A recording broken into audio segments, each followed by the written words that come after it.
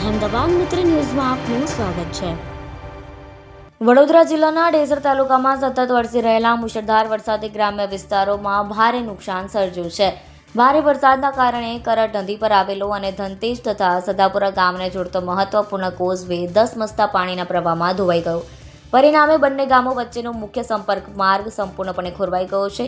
પ્રાપ્ત માહિતી અનુસાર કરટ નદી પરના ડાયવર્ઝન નજીક આવેલો આ કોઝવે વરસાદી પાણીના જોરદાર પ્રવાહ સામે ટકી શક્યો નહીં અને તેનો મોટો ભાગ ધોવાઈ ગયો।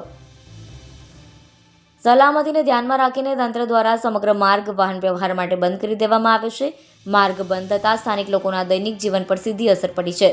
વિદ્યાર્થીઓને શાળા અને કોલેજ સુધી પહોંચવામાં મુશ્કેલી પડી રહી છે, જ્યારે ખેડૂતોને ખેતરો સુધી જવા માટે લાંબા અંતરના વૈકલ્પિક માર્ગો અપનાવવાની ફરજ પડી રહી છે।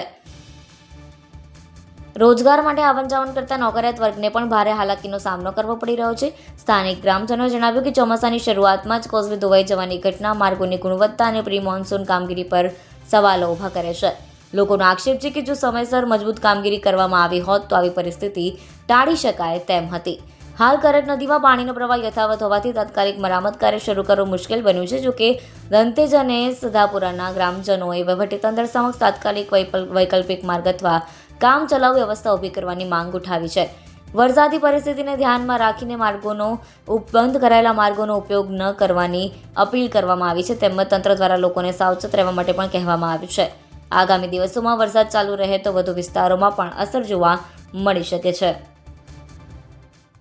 અહેમદાબાદ મિત્ર ન્યૂઝની યુટ્યુબ ચેનલને સબસ્ક્રાઇબ કરો અને બેલ આઇકોન જરૂરથી દબાવો, જેથી દરેક મહત્ત્વના વિડીયોની નોટિફિકેશન તમને મળતી રહે।